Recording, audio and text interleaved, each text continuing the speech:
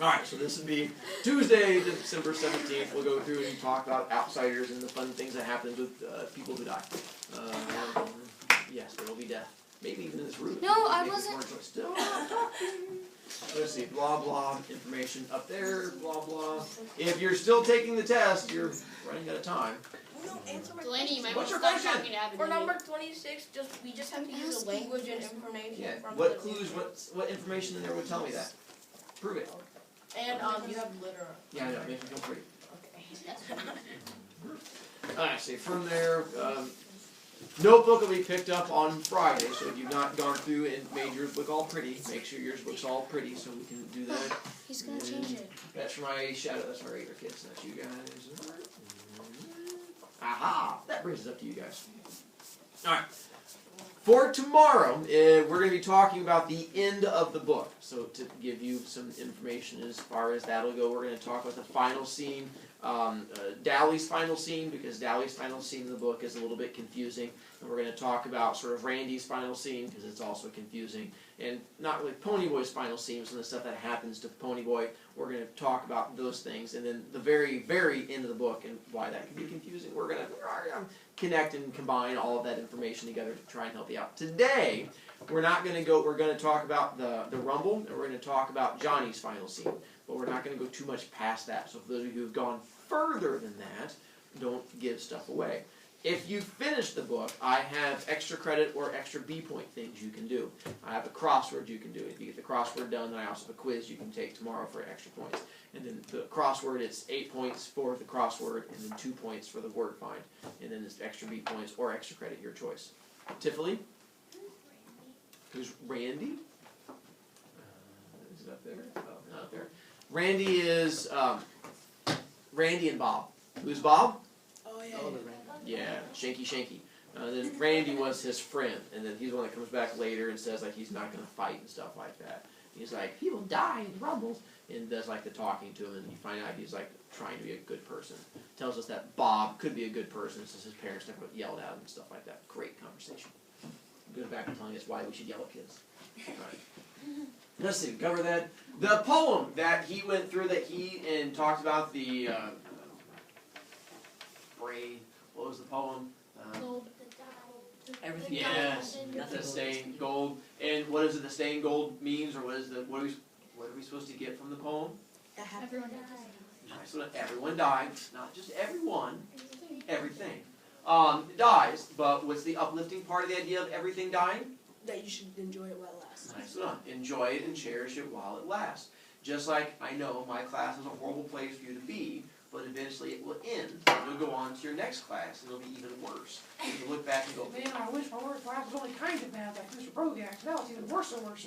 And like you're going to become uneducated and stuff like that. And then when you attack your teacher's teaching skills, they're going to like fail you in horrible things like that, and all kinds of bad stuff.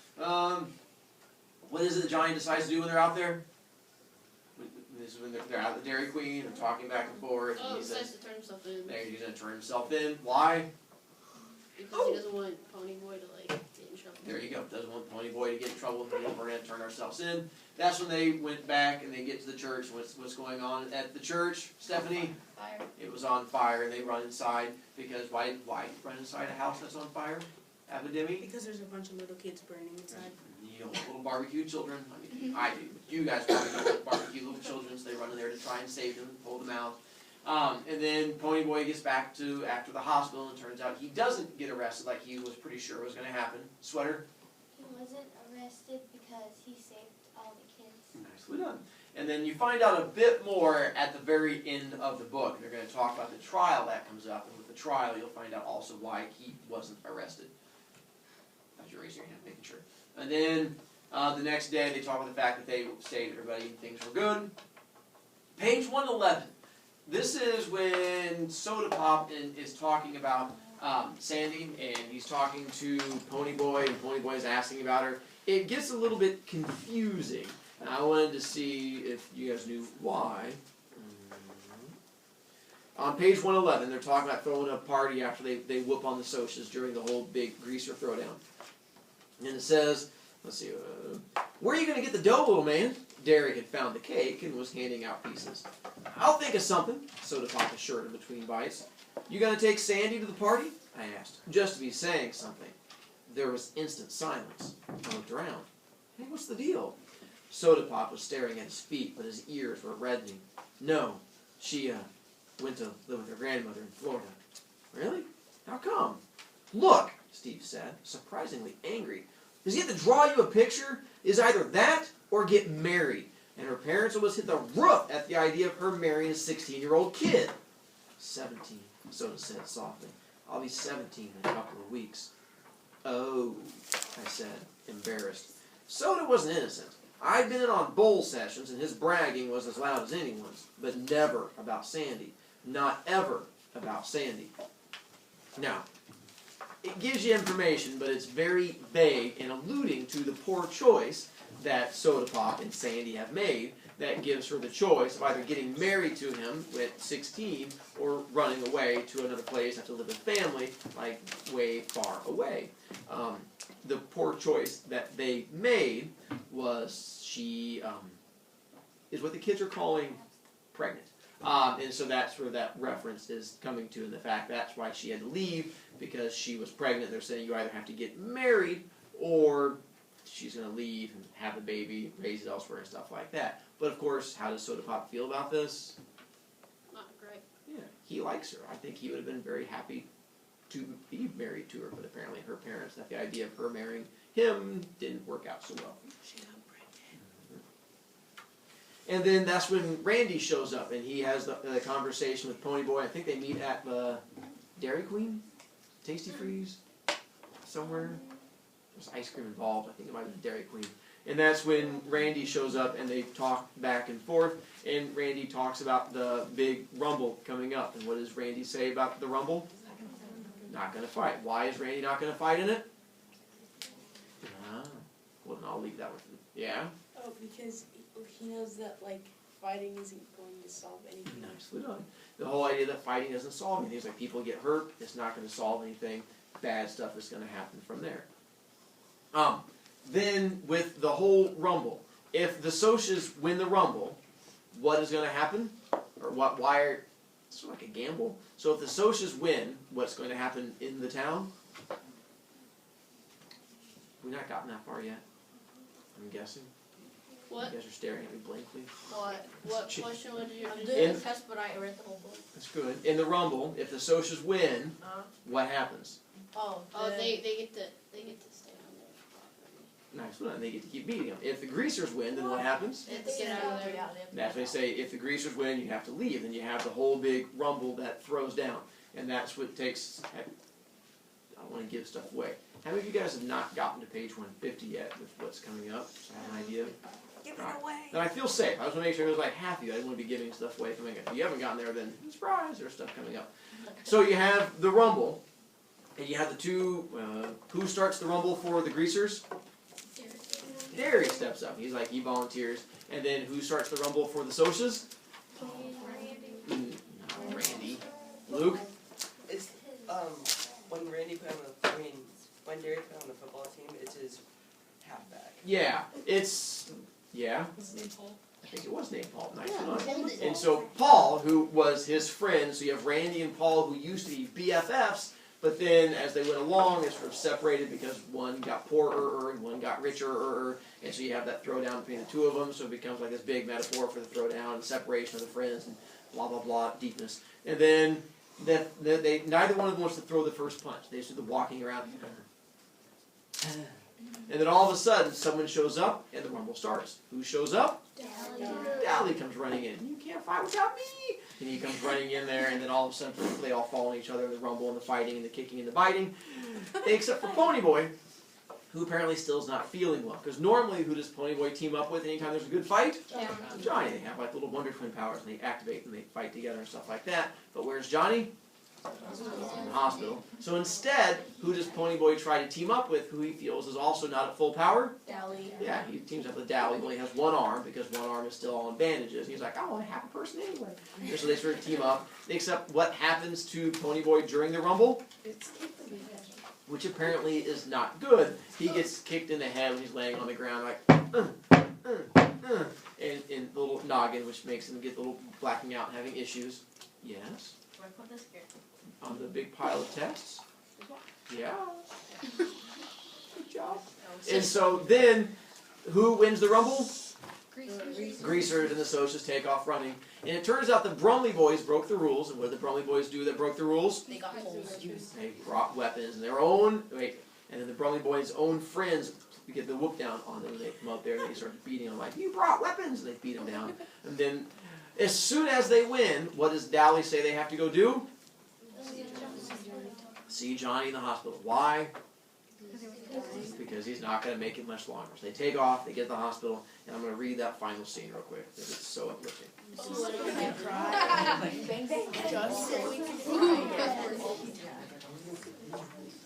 Which brings us to page 147, is where I'm going to start from, which is Johnny's last scene. We ran through the lobby and crowded, this is at the very bottom of page 147.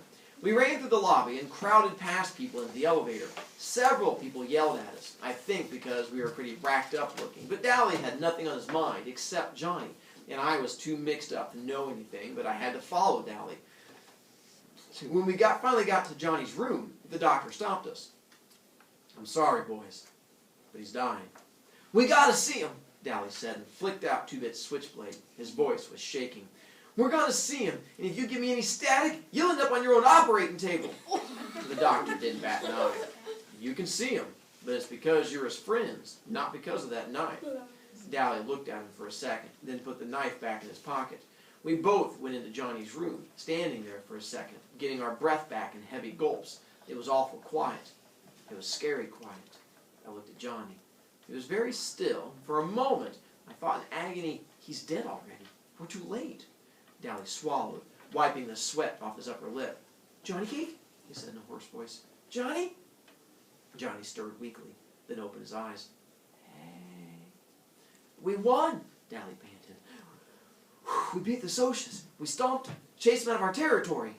Johnny didn't even try to grin at him. "Useless. Fighting's no good."